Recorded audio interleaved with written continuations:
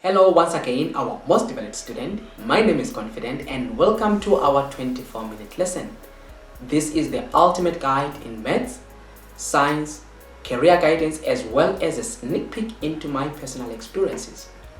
This is a channel designed with you in mind. Let us dive into today's lesson. As we continue with our revision guide, the ultimate guide to organic chemistry, and we are looking now at the IUPAC naming of aldehydes. And if you can remember, we have looked at quite a number from alkanes, alkynes, alkenes. We have looked at alcohols, we have looked at haloalkanes. Now we're looking at aldehydes, a very, very important section, but this will also look at ketones in one lesson. So it's aldehydes and ketones because it's not a long lesson. But now the IUPAC naming says write the IUPAC name of the following compound. And when you are dealing with an aldehyde, just to bring back the basics, remember aldehyde is RCHO.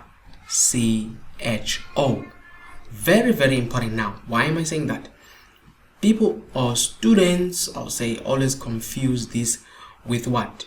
You confuse this with alcohol. Remember, alcohol is RCOH. Now, the part that is important is the, let me not space, let me close it like this. It's COH. They give it like this and they give it like this. Be careful. When you start with O, then H, it's an alcohol. When you start with H, then O, it's an aldehyde. Please be careful. And the functional group of an aldehyde, if you remember, it's R. Actually, I don't have to put the R, but the functional group, it's C double bond O and H. You see that? That's the functional group. The functional group of an alcohol, it's COH. And then here, you have got what? You have got the, you can have actually anything here. Let me put that to leave it like this. With the alcohol, you've got that. This is the functional group. So it's the O, then H. But here is the C double bond O. And then we say there is a special name given to this carbon double bond oxygen. We called it the what? The carbonyl group. The carbonyl group. So the aldehyde and the ketone, they have this group called the carbonyl group. That is very important. Okay, so these always end with an H. Please, the alcohol is terminating. It terminates or it ends. It terminates, and it terminates with what? With the hydrogen. That's when you know that it's a ketone. It's an aldehyde. With a ketone, it's a different story. I'll explain that. Now, when they say write the IUPAC naming of this, now with the aldehyde, remember, when we're dealing with, as I said, from alkanes to aldehydes, you first have to look at the parent chain, and here the parent chain is how many? You count even the functional group of it. It's 1, 2, 3, 4. I'm numbering it from that, and then it's 4 carbon, but it doesn't matter even if you number it like this: 1, 2, 3, 4. With aldehyde, it doesn't matter because you don't say 1 for aldehyde. Always it's at the end. So it doesn't matter whether you're naming it from left to right, right to left, you just maintain. What is important is the longest chain. What is your parent chain?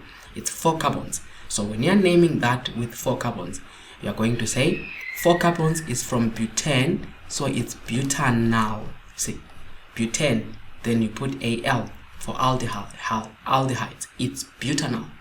Why?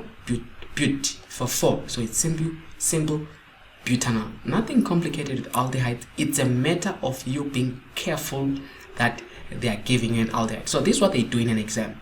They give you a molecular formula. For example, this will be C4, and then how many hydrogens? 1, 2, 3, 4, 5, 6, 7, 8, and then H8, right? And then they put O like this. Are you seeing that? That's where they confuse usually most of the students. They give you C4H8O, right? Now, if it was an oxygen, if it was an alcohol now, and then you try to put this as an alcohol, let's say you're tempted to say this is an alcohol. Let's try to draw that. 1, 2, 3, 4. then OH. Let's draw an alcohol with what? With four, with like that, the alcohol. Now let's count the molecular. So it's C4. How many hydrogens? 1, 2, 3, 4, 5, 6, 7, 8, 9, 10. You see, is to be H10O. Look at this, the molecular formula for the alcohol and the molecular formula for the aldehyde. You see, so you just need to be careful how you can play around, because they usually confuse this. They'll just give you this in an exam. So you are given C4H8O or C4H10O. You know, you won't be knowing. You are tempted, is this an alcohol? Is this an aldehyde? So just know those kind of examples there. Alright, moving on to the next one is an example again. Let me minimize this because it looks big. Alright, look at this one. It says you can write the IUPAC name of the following compound. Let's start with this one. I'm interested in this one. I like it. You see, it's just one carbon and students just struggle naming this. Let me bring it closer to you. This name, you must not get confused. What is the name of this? It's just one hydrogen, one carbon. If you are drawing, they usually bring it as a molecular structure, say CH2O, like this, and students battle to see that this is an aldehyde. Now what is it? It's carbon 1. It's what? It's methanol. Okay. Methanol, that's the first one. It's methane, one carbon. Then if it's an aldehyde, it's simple methanol. Please don't get that confused. If you're writing it in a way as a condensed structure, it's CHO. Yeah, it's CH2O. It will be fine like this, CH2O. Or CH, it's HCHO. It's much better like this, HCHO. Remember, H starts before O. That is methanol. Come back to this one now. I have to reduce this now. What's the name of this one? What's the name of this one?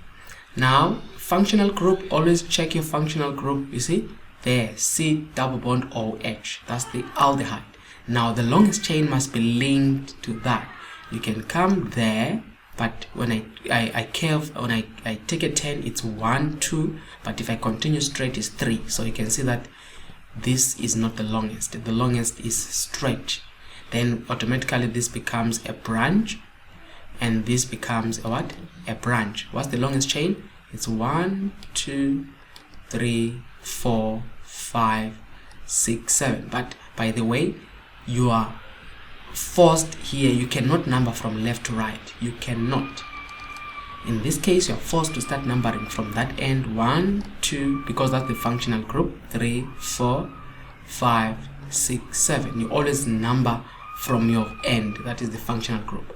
So look at this.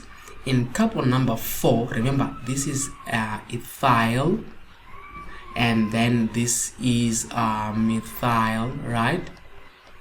So this is ethyl and this is methyl. I think I wrote it wrong there. This is methyl. So you start with E. So it's what? 4 ethyl. Now you are forced. That doesn't matter whether you are going to argue and say, but it's the highest numbering. We have to focus on the lowest least numbering. No. Start with the functional group. It determines, in this case, it takes precedence, or the functional group is the one that forces you to start numbering from where it is. So here we are going this direction because it is there. So it's 4 ethyl, and then 5 hyphen, don't forget number and the letter is hyphen, 5 methyl what? We continue 4 ethyl, 5 methyl.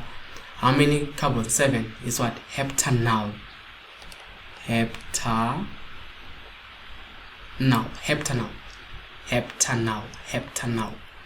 Because it's an aldehyde. It's heptanol. Alright. Okay, guys. Then draw the structure of what? Of 4-methyl hexanol. Hex means what? 4, right? Hex, it's 1, 2, 3, 6. 4, 5, 6. Hex means 6. And then say, look at it. I put it there. Okay. Just out of, that is fine. That's the most common one. You do that. you do that. It's the common one. But someone can argue and say, but what if I wanted to put it the other way around? Let's just do, for those who are preferring it here and here, so automatically that becomes my carbon 1, my carbon 2, 3, 4. That's where here I'll have this. Are you getting that? And then here I cannot have hydrogen here. Then I have that. So it doesn't matter where you want to place your functional group, whether at the end of the left side or the end of the right hand side, but it's always at the end. Then you've got 4-methyl-hexanal. Are you with me? That's it. Then, as I said, I'm going to combine this lesson. It's aldehydes and ketones. Let's look at the ketones. Now, also bringing in a brief of the background, the IUPAC naming and the functional group. Now, a ketone is RCOR. You see that? That one is very important. It's an alkyl and then carbon double bond alkyl. Then we said this is a special name. Is the what? Is the carbonyl. It's a carbonyl group. Don't forget that. So now, when you look at a ketone, you can see even here. You see, I've got here. Let me do this. See, I've got here the R part, and then I've got here the R part. You see, RR, and then there's that. It becomes automatically a ketone. So whenever you see this carbonyl group, this side there is a C, this side there is a C, you must know it's a carbonyl. So when the carbon oxygen bond is surrounded by the two carbons, you must know it's a what? It's a carbonyl group. So in a way, I was supposed here to say this. If you're looking at the functional group, it's supposed to be C. You do that. Okay, that's what it's supposed to be. Now, how do you name? Now, ketones, as I said, ketones, that ketone, that one. So from an alkane, just to remind you, alkane, you remove ANE, you put 1. So methane, no methane. Oh, by the way, there is no methane, there is no ethane, because the minimum you need is 3 carbons. To form a ketone, the carbonyl group must be surrounded, must be followed, or must be, yes, surrounded is the right word, but I don't feel comfortable with it. But you see, the carbonyl group must be surrounded by 2 other carbons. Hence, you need a minimum of 3 carbons. Sometimes they ask you a question, why is it that the first ketone has got 3 carbons? It's because the carbonyl group must be surrounded by 2 other carbons. Okay, so now we cannot have the first carbon. There is nothing to do with meth for methane. There's nothing to do with eth for ethane, but you can start from prop. So you see, here is propane. Now remove this propane. Actually, not E. I'm wrong here. You remove only the E. Let me backtrack here. Alkane, you remove the E. I'm wrong here. Alkane, you remove the E, you put 1. Alkanon, alkane 1. So propane, remove the E, you put 1, is propanon. You see that? That's the first one. So here, what do we have? The longest chain that is forcing here. Look at it. I go like that. Now, if at this point, if I go straight, it's only 1 carbon. But if I come down, see there is 2 more carbons. So the right way is going down. So what is the longest chain? It's this one. I start from the closest to the carbonyl group. It's 1, 2, 3, 4, 5, 6, and 7. There is a carbon there so that you can see that. You see? Now, it makes this a branch, which is a methyl. And it makes this a branch, which is also a what? A methyl. Are you getting that? So these are methyl branches. Now 7 is heptanon. You see that? Now, in this case, we need to be sensitive to say where is the carbonyl group. It's in carbon number 2. So you will have now the name being heptane 2,1. See what I just did? Heptanon. there is the heptanone. If I remove this 2 here, if I remove this, take it off, and then take it in, heptanone. Do you see that? But now, take it back, it's a heptane 2-1. Do you see that? Now, of course, we have to consider our what? We have to consider our branches. In carbon number 3, so it's 3, comma, carbon number 3, there is a methyl, and in carbon number 5, 3, 5, dimethyl, then heptane 2-1 is one word. When you combine this heptane 2-1, it must be one word, meaning if I want to put it as one word, I could have done this. I'm not going to do much here. Take this in here like this, so it will be 3,5-dimethyl heptane 2-1. Alright, so no offense that I just cut and do that. Okay, next one, just about to finish here. What is the name of this one? Again, look at the numbering. You can go straight down. This is the best way. Let this become a branch. Simple. Now carbon 1, 2, 3, whether I'm moving from left to right, look, okay, this is important. 1, 2, 3, 4, 5. Now let's do the top one. 1, 2, 3, 4, 5. Let's do both. I think here we need to do both. Now this is also a branch. What is this one? Methyl. What is this one? Methyl. Are you with me? So what will be the name? The longest chain is 5. So it's heptanone, heptane 1-on. So what will be the name here? It's in carbon, let's say from this direction. It will be in this direction. It will be, I start here, it's 2, comma, it's 2 and 4. 2, 4, hyphen, dimethyl. See, we have got methyl. I'm looking at the bottom one, guys. This bottom one is the one that I'm moving this direction. The bottom one, it's 1, 2, there is a methyl. 3, 4, there is a methyl. So 2, 4, dimethyl, it's pentane, and then there is the functional group 3, 1, pentanone. Right, let's do the other way around, this direction. Now I'm looking at the top one. So it's, again, the functional group, you see, it doesn't change. The main thing is if the functional group is maintained, try both and then see which one is the least numbering. So in carbon number 2 and 4, oh, nothing changes. 2, 4, dimethyl pentane 3, 1. So it's the same. Anyway, whether it moved from left to right, right to left, it was the same name. Alright. Now what about this one? We want to name this one here. I have to erase this so that doesn't disturb anything. Let's name this one. Look at it. Again, longest chain. Always identify a longest chain. I'm moving, doesn't matter. If I go down, it's the same. If I go up, it's 1. It's better to always make it straight like this so that these becomes visible branches, you know. So this is methyl 1. This is another methyl 2. There is another methyl. Oh, it's quite a lot of methyls here. There's 3. Now the longest chain is 1, 2, 3, 4, 5, 6. Let me go the other way around. This was this direction.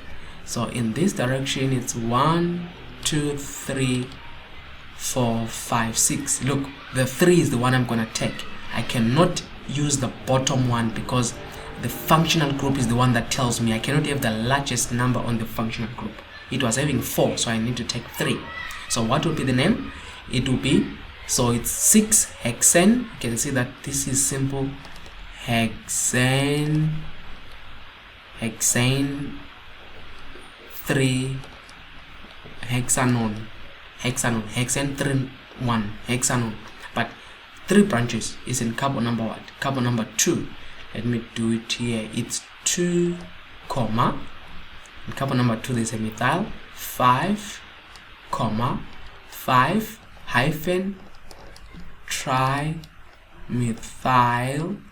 Perfect, it did fit. Trimethyl hexane. I just don't want a space there.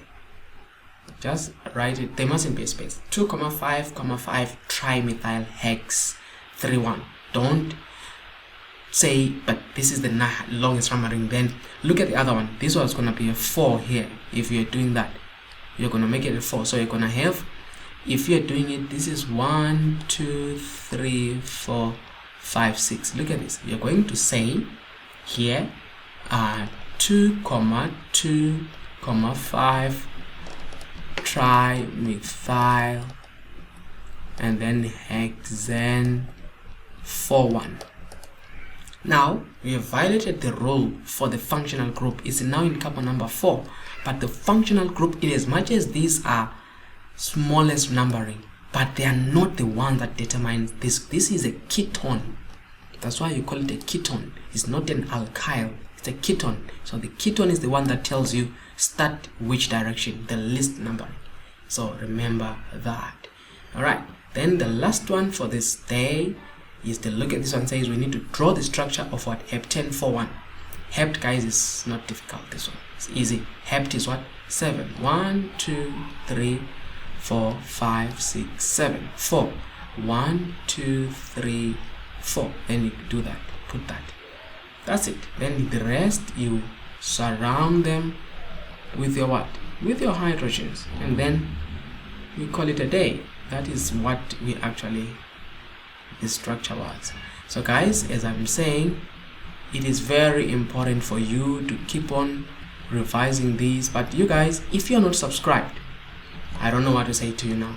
I just want to say, I'll skin you alive. Actually, I'll hold you with your ears and pull you into that subscription button, and make your ear, not your hand. I'll press the subscription button with your ear. I know it'll be painful, I'll just press it in, pull you in, and subscribe with pulling your ear, stretching your ear until it touches that subscription button. Because why are you not subscribing?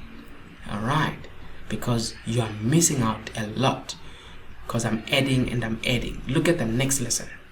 The next lesson will be on carboxylic acids and esters. So are you going to afford to lose such lessons because you're not subscribed? No. So join me again, guys, in the next lesson where we look at the carboxylic acids and esters. And you know better, when we talk about esters, there is a lot on this, because it comes back to esterification, you know, and you don't want to miss such. So guys, be subscribed and ensure the notification bell is turned on. Thank you again for watching. Stay tuned.